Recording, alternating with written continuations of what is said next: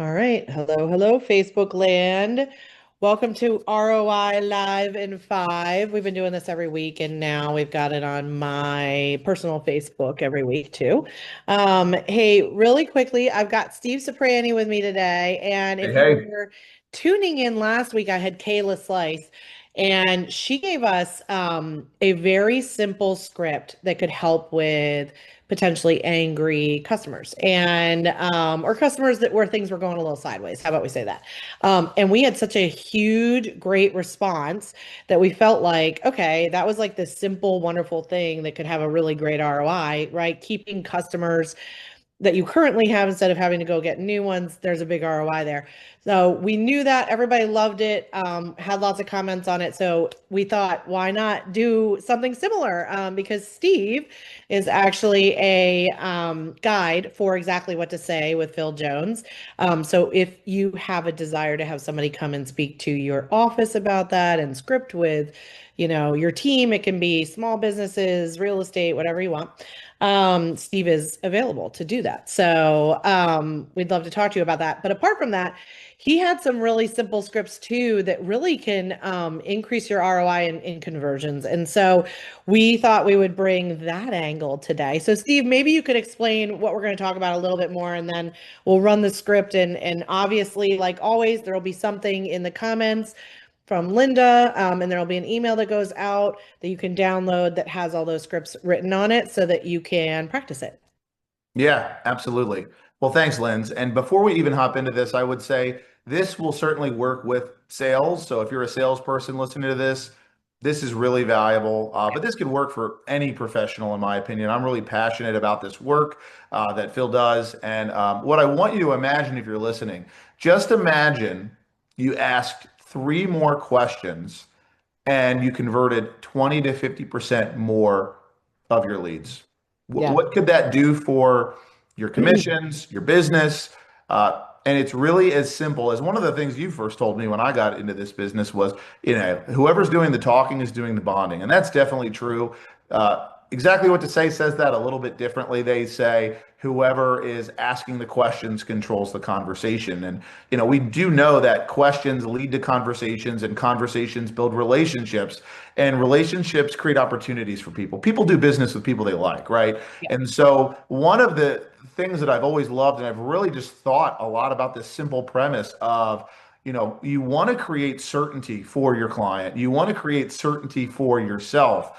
And the way that you go about doing that is you ask powerful questions, you create context, and you build a relationship through actually coming to an understanding of really using the power of questions. So it really is as simple as listening more. I think one of the things that we do and exactly what to say that I really love is I've seen it before that there's a time tracker of how much am I talking versus how much are you talking. And it's a really simple principle that your client should be doing the majority of the talking. So if Yeah. that's 50%, that's 50-50. Most of us in sales, what do we do? Let me tell you why I'm so great. And people actually don't care, right? Yeah. We work with people to solve a problem for the most part in business, right? So I Yeah. would say a better rule of thumb, if you want to increase your conversion rate by two times, three times, et cetera, let your client do 70% of the talking. Ask them, and really get to the motivation. People are often emotional when they're buying things, and we try to solve the problem logically, but people usually buy things emotionally, and we have to tap into that. But and the way that we do it is by first asking powerful questions. Yeah, so we're talking about the three, right? And or what sometimes people will say going three deep on questions, I think. Yeah. And so, and by the way, guys, this can work for any small business or really any business. Sorry, any business where you have a sales team, or somebody working sales. So if you're the owner, tag you're it. And it really is, there's a huge ROI here. So if you just learn this and practice it. By the way, if you're somebody who is in business for yourself and you are like, gosh, it would be really great to have a script partner, like reach out to us. We can arrange Yeah. that. So there's lots of people that want a script every day. So, all right, Steve, tell us, give us a scenario or how do we go about showing them how this works? Yeah, and I think the nice thing about these, Lindsay, is that you can really fill in the blank with a lot of them. There's a little bit more to it Yeah. than what I'm going to just, but if you're just getting started or you're like, "Ooh, what is he talking about?" I want to Mhm. just give you some examples and I'll actually illustrate some examples of how I use them in a discovery call. But, a really simple one is, what do you understand about X? Yeah. What is So your experience with X? How important is it? Could it be possible? This one I love. I ask all the time. Again, getting that feeling. How would you feel if X, Y, Z? So, how would you feel if we found this hire for you in the next 5 weeks? Like people come to us when they're in a lot of pain. They would feel great because they're doing a lot of that work, right? So, like, those are just some examples. But again, fill in the blank of whatever service you're doing. If you're in real estate, how would you feel if I could sell your home in the next 30 days, right? yeah. Yeah. How would you And feel if I could make your property look the way you really are dreaming of it looking, right? If you're in, yeah. let's say, landscaping. So, a couple examples there for you. Sorry, go ahead. No, well, so let's take Soprano Consulting because I think it's, easier if we look at it. So we hire and train people for a living, right?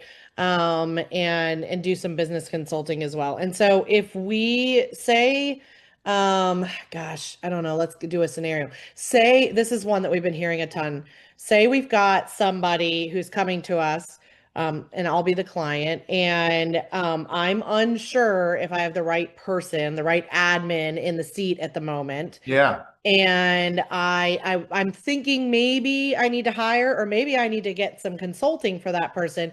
Maybe they're the right person, and I just am not a good enough leader to lead them and help them be better.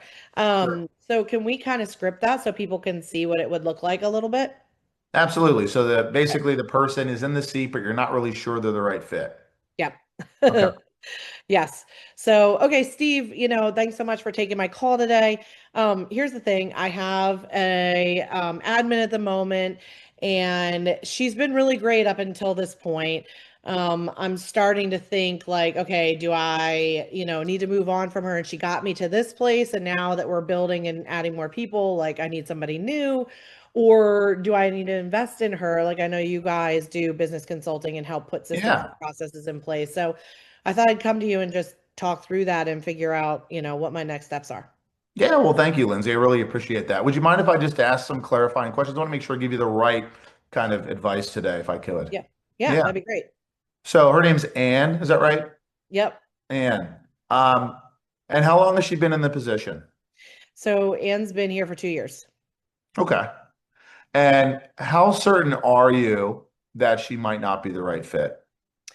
I'm not because I mean I'm thinking maybe that that's the case, but I'm not positive because I'm questioning whether or not it's me. Yeah, okay.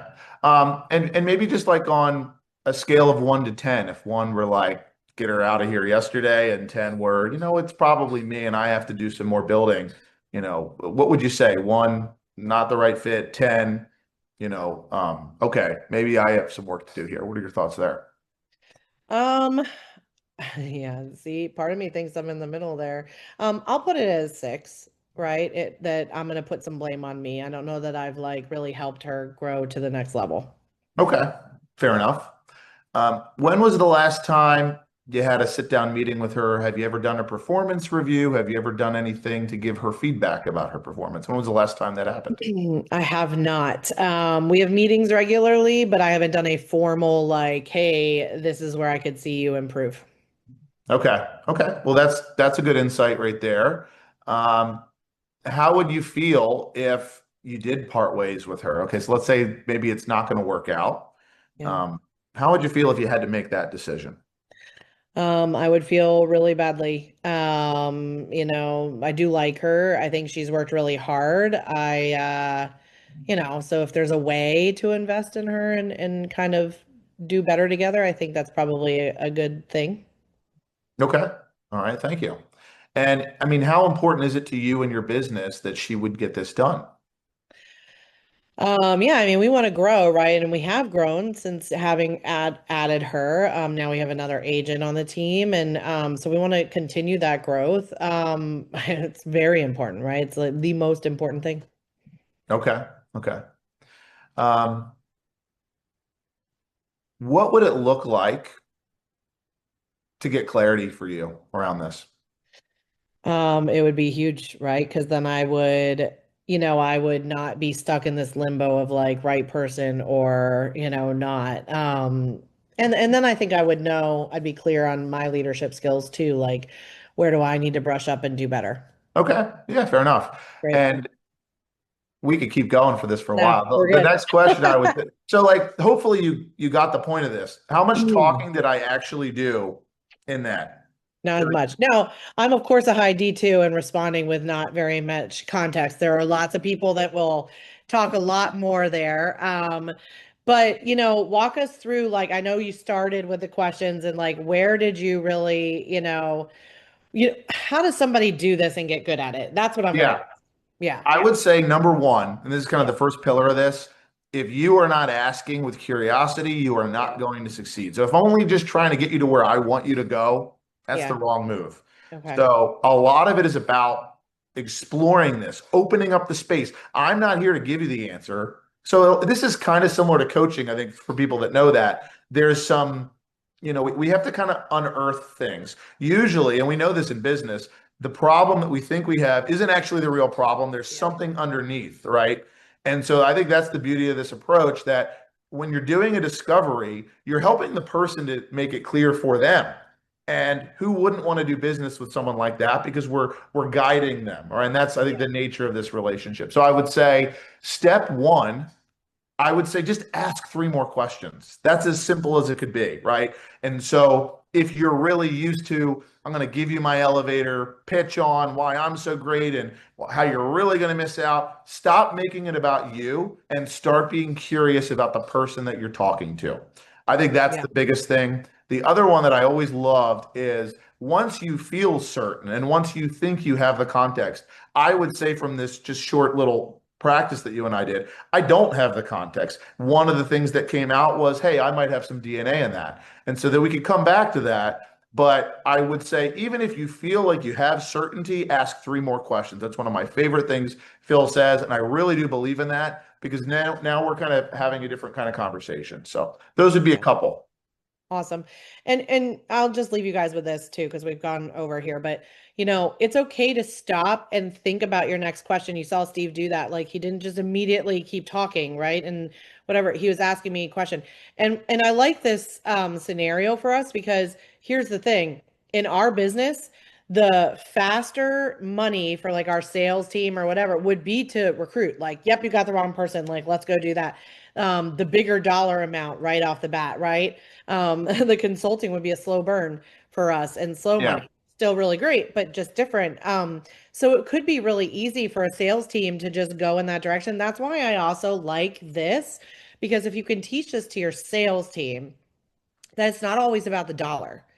It's about helping them. And when you come from a place of value and you come from a place of helping, which is what all of, Phil Jones and exactly what to say is about, in my opinion here.